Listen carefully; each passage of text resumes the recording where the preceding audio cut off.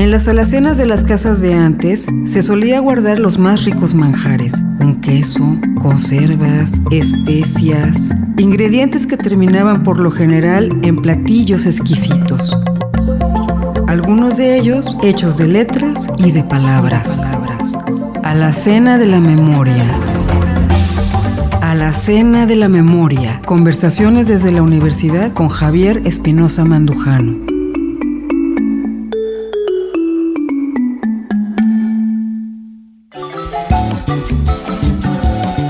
Buenas tardes a todos los oyentes, la audiencia de la radio de la Universidad de Ciencias y Artes de Chiapas, que previo el estudio correspondiente y las pláticas que hemos tenido entre algunas personas que pertenecemos al ámbito de esta universidad, va a fundarse una serie de pláticas y programas para hablar de muchas cosas que interesan seguramente a los estudiantes, a los profesores, que forman parte consistente de lo que podríamos llamar nuestra cultura. Por lo pronto, yo inicio esta serie de pláticas con un relato que escribí recientemente, recordando muchas cosas de hace algunos años, de tal manera que son recuerdos alacénicos, es decir, son recuerdos de la memoria que se guarda en las alacenas de todas las casas de Chiapas, donde las alacenas fueron y seguramente siguen siendo personajes y lugares centrales de la vida familiar. Este acto, empiezo a leer, nos reúne para celebrar los misteriosos caminos de Dios que envió a la comunidad de San Marcos Tuxtla, ya hace casi 50 años, el cálido y fértil acompañamiento de las dos peonzas y clarines de su nueva diócesis, don José Trinidad Sepúlveda y don Felipe Aguirre Franco, fundadores del obispado de Tuxtla. La soledad de Chiapas, su aislamiento, la extrañeza y dificultades que nos separan de la nación mexicana, grande y distante, y nuestra pobreza y un poco de desengaño, se transformaron con el arribo de don José Trinidad y de don Felipe, que venían de lo más profundo y palpitante de México, de la antigua Nueva Galicia, hoy estado de Jalisco, que representa en la historia de nuestro país la fuerza y virtud del carácter, la hidalguía, el amor a la vida justa y creativa, y especialmente representa la generosidad y también la unidad de las provincias mexicanas entre sí y la unidad carismática de México con el mundo. Esos fueron algunos de los dones que recibimos con el arribo de don José Trinidad y don Felipe. Se nos fue don José con su denso ropaje de santidad, de pobreza franciscana y de pulcritud y fortaleza de su ejercicio pastoral. Pero se quedó con nosotros, Monseñor Felipe, se quedó con nosotros la invaluable compañía de un mexicano universal, uno de esos grandes mexicanos que nacen en tierras fértiles de devociones, de lucha y de esperanza, como seguramente es este pueblo jalisciense a quien se designa como la Chona, pero que respiran la humanidad entera a la que verdaderamente alguien las destinó para siempre. A don Felipe lo hemos hecho nuestro, nos hemos apoderado de él, nos complace compartir la mesa con Monseñor, lo cuidamos, porque a pesar de que se nos dice, que él nos dice, lo que me pongan, queremos que esté bien y que nos dure para una eternidad. Y fue en una cena en casa de don Gabriel de Amico y su esposa doña Gloria, entrañables amigos, que tuvimos la oportunidad de conocer y tratar a Monseñor Sepúlveda, con quien don Gabriel tenía una especie de complicidad que ambos cultivaban con extraordinaria finura y entusiasmo. Los dos eran cocineros expertos en pastas y espagueti italiano. En aquella tan sensible y afectiva cena en casa del arquitecto de Amico, el propio arquitecto cocinó espagueti con todas las exigencias que su señor padre, don Pancho de Amico, arquitecto italiano, le había enseñado desde siempre. El arte de las harinas, y especialmente del espagueti, de remoto origen chino, había llegado a ser un gusto simple y llano, comida de obreros y soldados, que puede transfigurarse como cualquier comida en algo memorable por la compañía y desde luego con un buen vaso de vino. Allí mismo, a los finales de la reunión, Monseñor Sepúlveda nos invitó a probar un espagueti ai funghi que nos dijo, no me sale tan mal. La experiencia de la cena de don José en el seminario fue inolvidable. Una mesa de tablas sin adorno de ninguna naturaleza, la fuente de espagueti y una jarra de vino. El servicio lo hizo el propio Monseñor, como lo haría cualquier cuochi, casalingue italiano, siguiendo la costumbre y experiencia de aquel país de que alguien le ponga a uno en su plato el espagueti con cucharones que lo elevan hasta 50 centímetros para purificarlo de calor y agua. No se puede pranzar con lentes. Y revolver, en este caso, con los funghi, que efectivamente no solo nos pareció un gusto sobresaliente, sino que invadió el lugar del aroma herbolario de las casas italianas. Después de la cena, con el arquitecto D'Amico y doña Gloria en su hermosa casa de la colonia Moctezuma, y de aquella extraña y espirituosa noche en el seminario, doña Margarita, mi esposa, después de un asentimiento que no supe bien a qué se refería, y cuando ya aquella bendita cena había concluido y cierta gracia armoniosa descendía sobre nosotros, dijo, a Javier y a mí nos gustaría mucho que volviéramos a cenar juntos, ahora en nuestra casa. Rogamos a Monseñor, a Gabriel y Gloria, que acepten y si es posible, fijemos de una vez la fecha. No recuerdo bien la fecha, pero por lo que contaré más adelante, eran los días en que las brevas alcanzaban la plenitud de sus dones, como no se ve en ninguna otra fruta del mundo.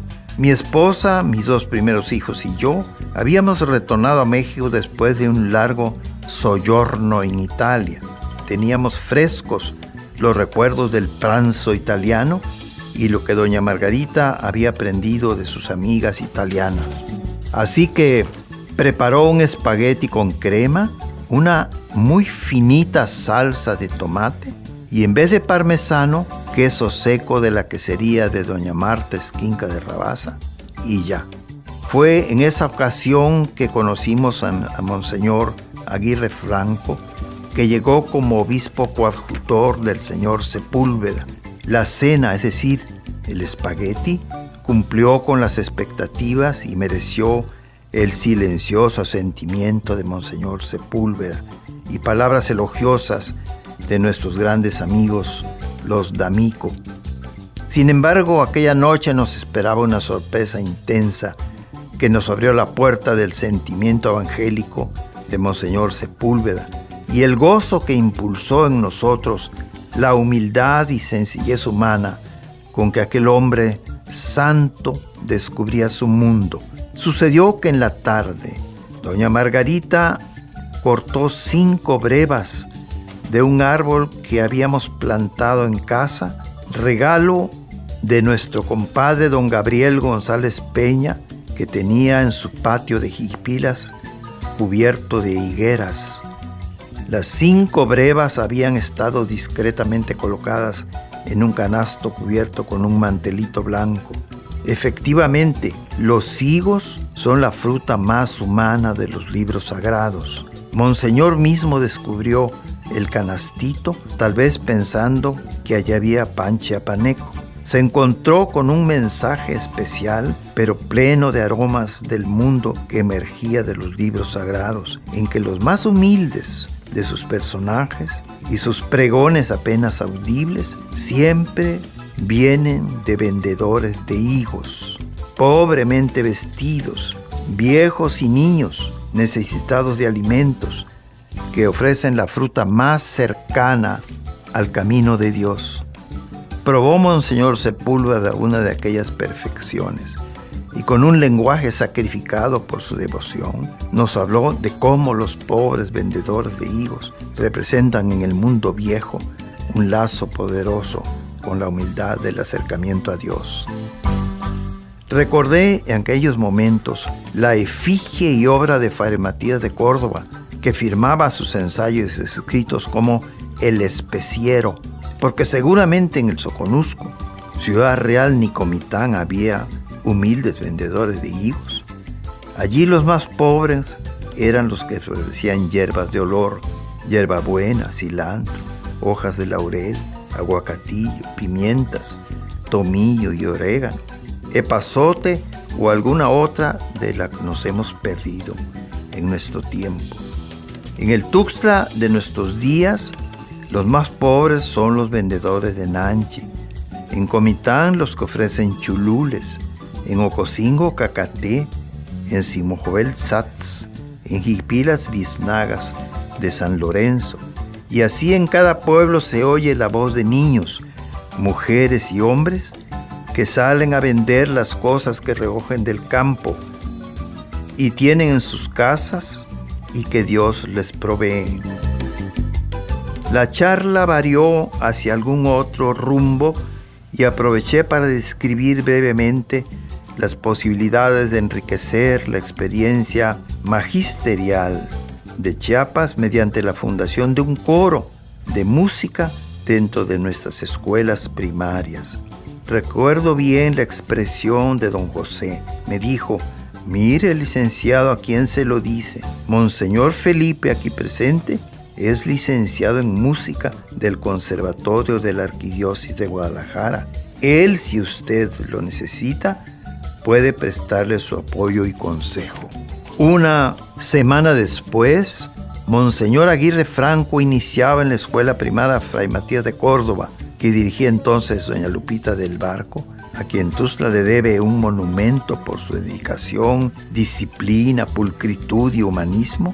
Iniciaba charlas y pruebas para identificar las voces de los 80 profesores tuxtlecos que se habían presentado para integrar un gran coro del magisterio, que llegó a ser una de los logros y experiencias más valiosas y memorables del magisterio chiapaneco.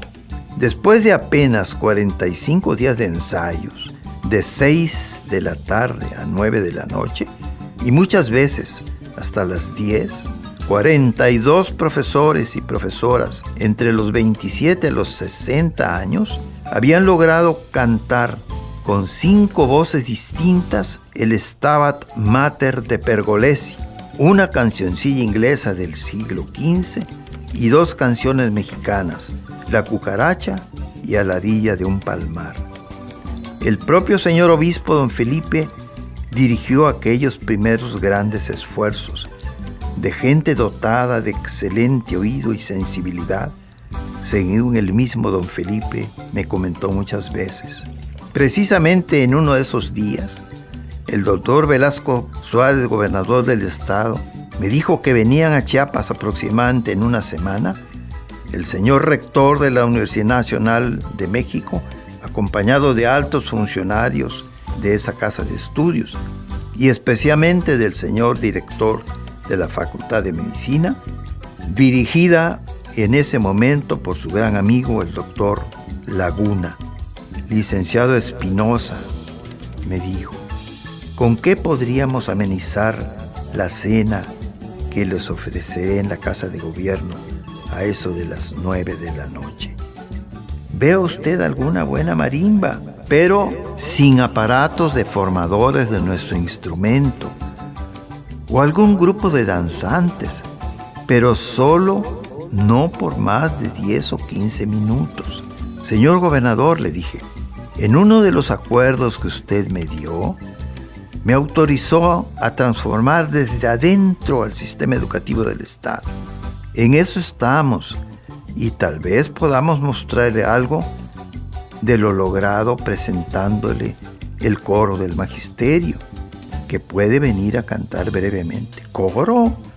¿Se refiere usted a un coro de maestros? Licenciado, qué bien que se esté haciendo algún esfuerzo, pero con gentes como los que vienen, y Laguna es musicólogo reconocido, no me gustaría hacer el ridículo. Piense usted, por favor, en otra cosa. Señor, le dije, además del estímulo que sería para los maestros que usted los escuchara, puedo asegurarle que no haremos ningún ridículo. Bueno, Espinosa, ay, usted me responde. Así que al día siguiente, el tesorero don Manuel Pineda, amigo de años atrás y responsable de mi permanencia en Chiapas, proveyó a 2 maestros del coro para viajar a San Bartolomé de los Llanos y comprar allí 45 vestidos para mujeres y hombres, porque los propios maestros decidieron en ese sentido, atraídos por la finura y elegancia que caracteriza la ropa tradicional de aquella hermosa ciudad. Aderezados y entusiastas, transportados en un autobús que don Manuel Pineda puso a nuestro servicio, el coro hizo su arribo a la Casa de Gobierno a las 8 de la noche, en punto. El señor gobernador había adelantado la cena porque quería pasar a los invitados transparencias de la selva que le había hecho llegar doña Gertrudis Duby.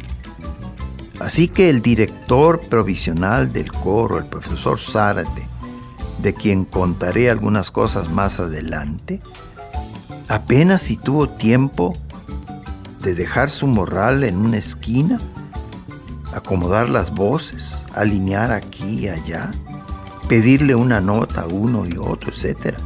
Y a las 8:15 vino a decirme que estaban listos.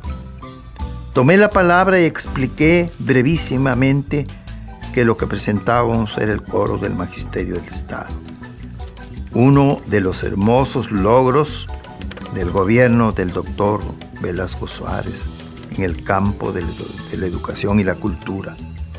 El lugar estaba fresco por el funcionamiento de aparatos de clima artificial distantes que, sin embargo, podían interferir de alguna manera. Pedí discretamente que se apagaran y el concierto no se inició hasta que el lugar quedó en silencio, excepto por la infaltable tos de algún fumador empedernido. En aquel instante pensaba yo en la posibilidad de que Monseñor Felipe dirigiera aquella primera experiencia.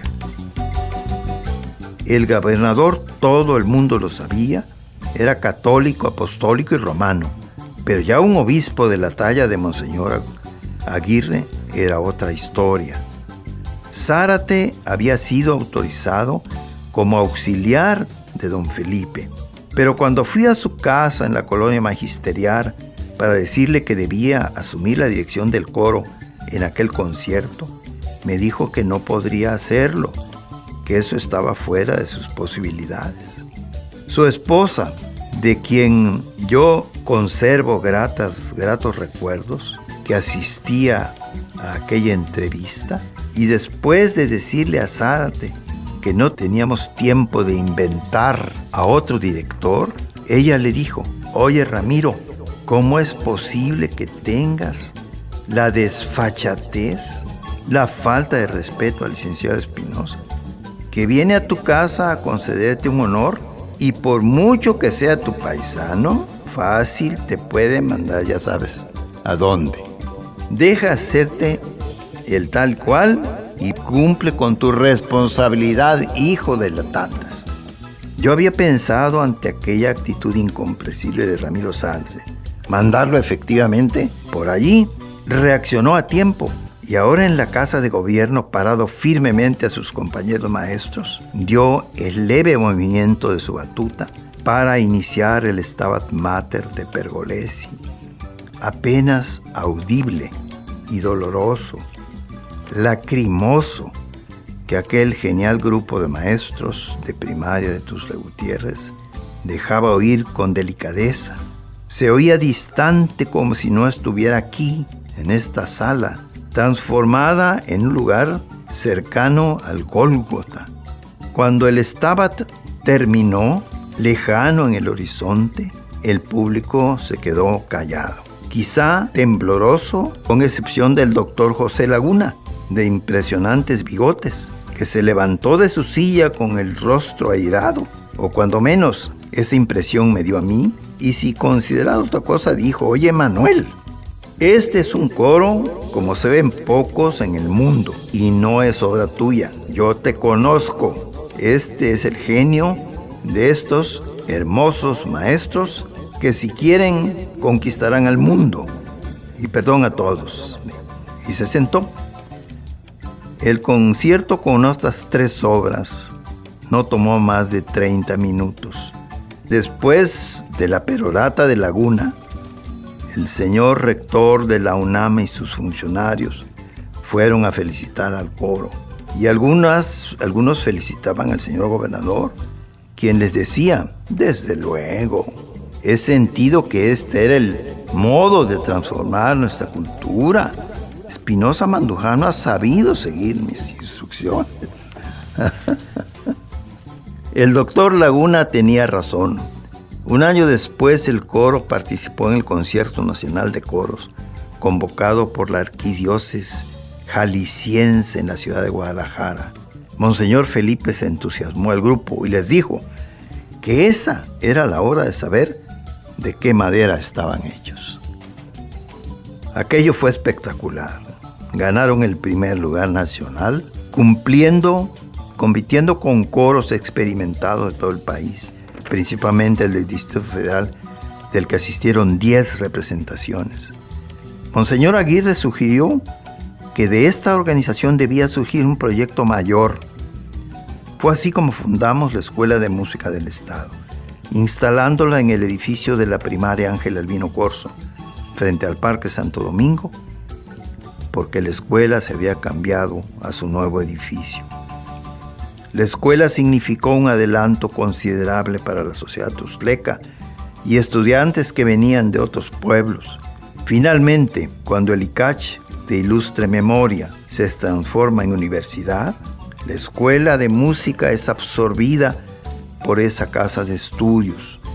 Y no exagero en decir que sea tal vez la escuela más productiva de la universidad. Y si esta la cuida, esa institución podría llegar a ser una referencia mundial, como de alguna forma ha empezado a hacerlo. De las historias entremezcladas en este relato, me quedo con la más central de todas, con nuestra universidad. Y con el arribo a estas riberas del sur de 2 mensajeros, nuncios de la fe en el hombre, del hombre que vive entre nosotros y vemos todos los días en la calle cargado de incertidumbres y preocupaciones, del hombre de la cruz que anda entre ellos para enseñar el camino de la humildad y la convicción inspirada por el bien y la justicia que llega incontenible para los justos. Escribo con plenitud los nombres de José Trinidad Sepúlveda y de Felipe Aguirre Franco, que decidió este último respirar los aires oceánicos que cruzan a veces viniendo del norte, otras del sur, el territorio de diversidades que es Chiapas, donde Monseñor Felipe ha decidido encontrar su casa y nosotros, afortunadamente, a un acompañante imponderable, de recta vía, nunca extraviada, y sabia y afectuosa palabra. Enhorabuena para todos.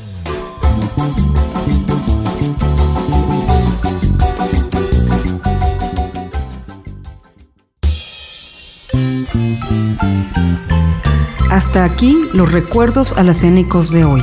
Alacena de la Memoria es un programa de la Universidad de Ciencias y Artes de Chiapas. Producción, Mario Coutinho. Realización, Guadalupe Moreno Corzo. Radio UNICACH 102.5 FM.